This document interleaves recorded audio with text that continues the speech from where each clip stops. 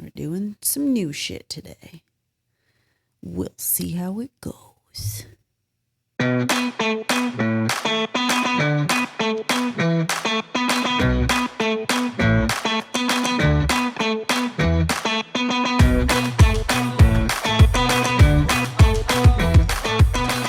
there, adventurers. Welcome to Let's Just Go podcast. I'm Kayla, and this week, Chris isn't joining me. Let's be honest, it's the summertime. He's got so many fun plans. He's just too busy traveling. He can't make time for me. Or us, I guess I should say. That's okay though, because I've got fun stuff to talk about regardless of him being here. That being said, I have actually like notes. That never happens. Usually we're just winging it, making shit up as we go. But I decided I wanted to have some structure today. And what I'm talking about today is how to pack like a pro, specifically when you're traveling internationally, because it can be hard, especially if you've never traveled internationally, to know what things you need to take with you and what things not to take with you. And if I'm being honest, I've been booking a lot of international trips recently. So selfishly, I wanted to record this so I could share it with my clients too. So I will say, first and foremost, I recently took a 2-week-long trip to California, and the first half of the trip was for work, and the second half of the trip was vacation. And packing for 2 weeks, knowing that I had to like be in an office some days, and then I was going to be like out in the sun other days, was very difficult. But I did it, and now I'm here to share what I learned from that experience with all of you. Yes, I know that wasn't international, but it was like a 6-hour flight, so it might as well be. Okay, let's get into it. So, first thing when you travel anywhere, not just internationally, is don't forget, if you don't pack something, you can always buy it there. It's okay. Unless you're going on a cruise where like you're going to be going across the ocean and you literally cannot leave the ship for days at a time, you're going to be good. Or I guess if you're going like camping or out in the woods. But for the most part, if you forget a toothbrush, you can get a toothbrush very easily. Sometimes I actually pack considering what I'm going to buy when I get there. For example, on my trip to Europe over Christmas time, I knew I wanted to buy a wool coat. So I packed with that in mind, that I was probably going to get a wool coat. And sure enough, I did. So keep in mind, you don't have to necessarily pack everything. And it's also sort of fun to like go and explore, a pharmacy in a new country and see what things they have. Maybe you'll find some really great toothpaste that you didn't know you were going to like, or deodorant, or who knows. I've had to buy sunscreen before internationally.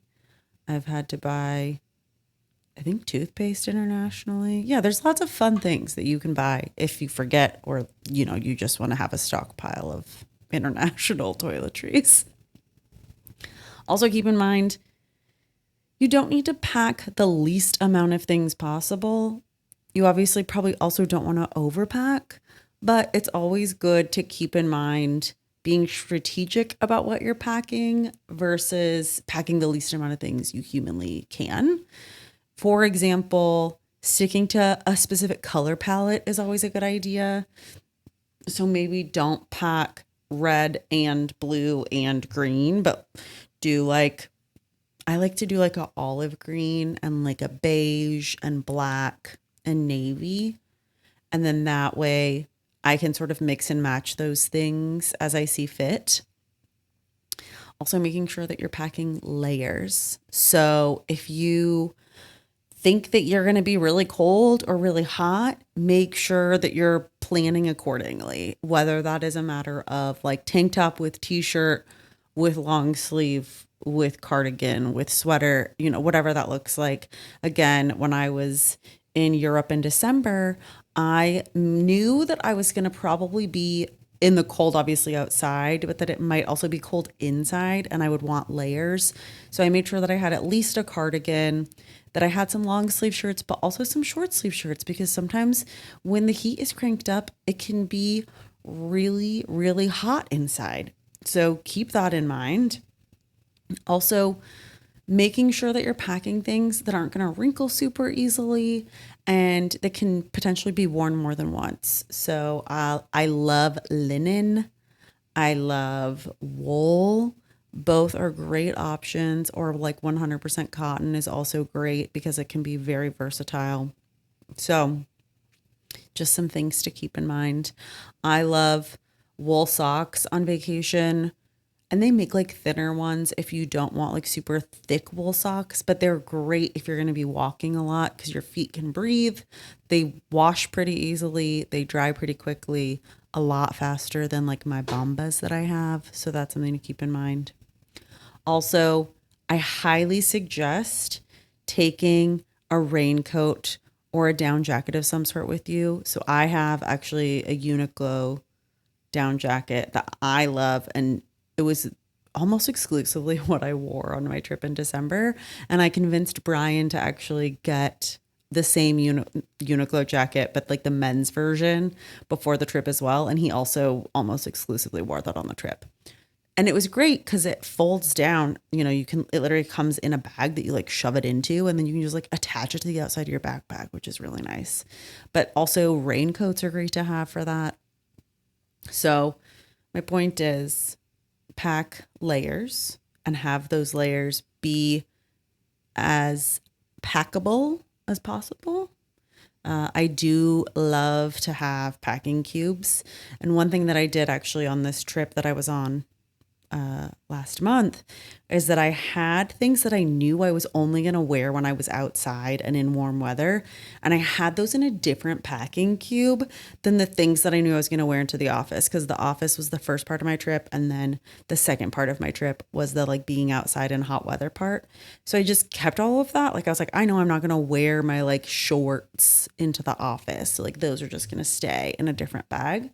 It worked out really nicely. And then I did the inverse once I got to the warmer weather, which I did slightly regret because then one of my bags was lost, and that bag had every single cold weather item. So I had a cardigan, I had two sweatshirts, and they were all lost. And I don't know if you know this, but Southern California, even in the summertime, gets cold at night.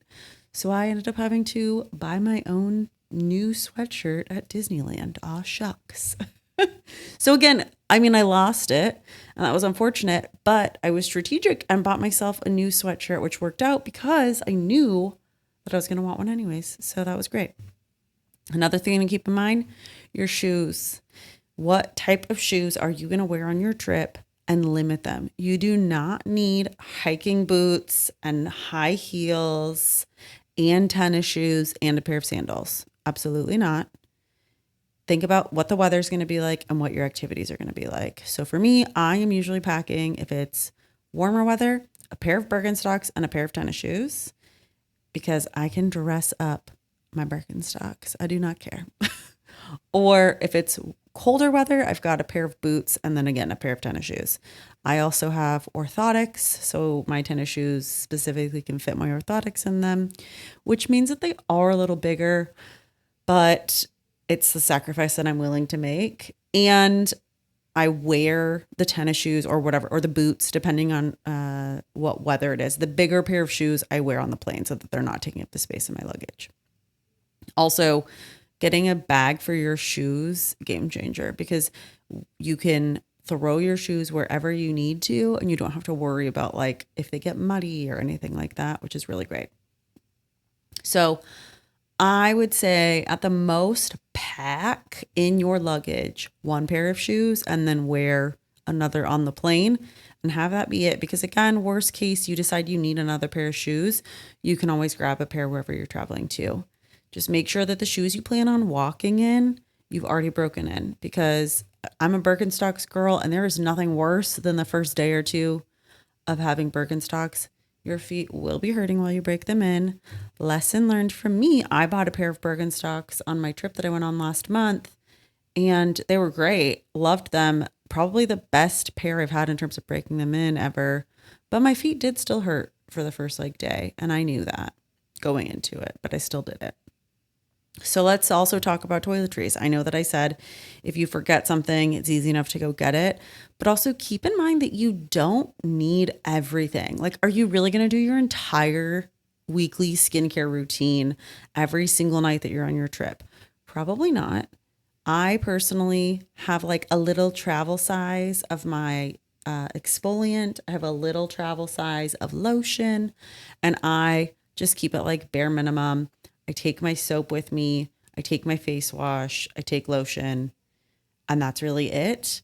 The thing that I struggle with when I travel internationally is that my toothbrush is rechargeable, but it needs to plug in to recharge. And that outlet is only a US outlet. So I have to bring an adapter for it or hope that I'm going to be somewhere that has a US plug. If you are traveling internationally but on a cruise, you more than likely will have access to US outlets, but it's something that is definitely important to check before you actually go. So, for example, in December, I was on a river cruise, and in that cruise, because it was geared towards Americans, we did have standard plugs that we're used to, which was great. So I could charge my toothbrush at the end of the trip when it was dying. But you don't need to bring your entire thing of shampoo, your entire thing of conditioner. Typically, grabbing just a little travel container is good enough. If you're someone who washes your hair really frequently, I would suggest trying to curb that before you go on your trip to make your life a little easier. But that's up to you, obviously. I just have like a little shampoo and conditioner container that I call my Frankenstein shampoo and conditioner because I just keep adding to it whatever I have in my shower currently. So like it smells good, but it's a couple of different shampoos and a couple of different conditioners all mixed into one bottle at this point because I just will like top it off before I go. I do the same thing with my face wash. I just have a little one that I reuse and I refill it as I'm needing to. So next thing, like I said, I have this list that I'm going through. I think it's so nice to have bullet points. See, when Chris and I are doing this together, it's hard to have like bullet points that we're talking through. We do it sometimes, but it's great to be able to just like check, check, check, check, check. So the next thing to keep in mind is all of your documents. So one thing that I do is I will take a picture of my passport and then I'll also take a photocopy of my passport.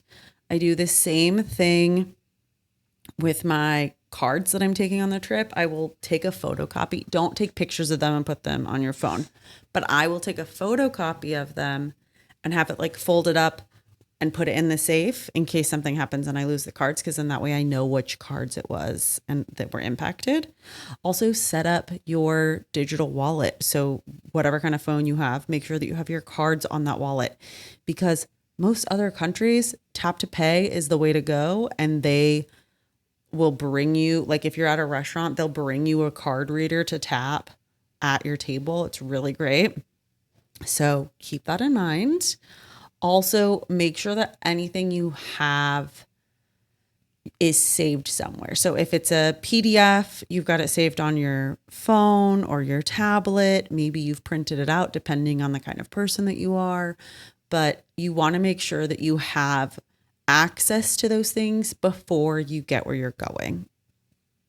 I also suggest bringing a pen with you. As silly as it sounds, it's always good to have. You never know when you're going to need it.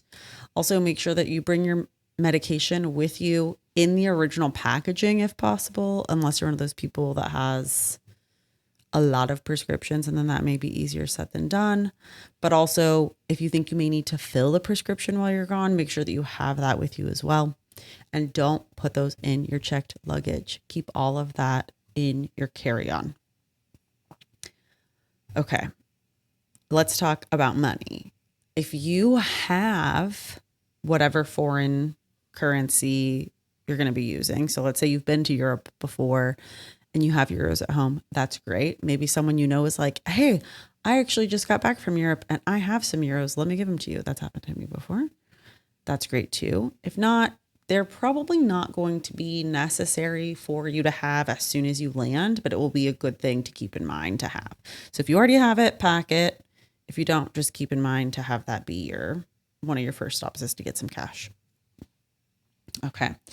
I love to bring a little handheld scale with me for my bag to make sure it's not over the weight limit. If you are traveling in Europe, I know I keep saying Europe, but like this is where I have the most experience internationally traveling Europe. Europe airlines will limit the weight of your carry-on. So even though it's a carry-on and you're like, yeah, whatever, but I'm the person handling it, they still have a weight limit. So you have to make sure not only does your bag fit within their item sizers, but also that it's within the correct weight.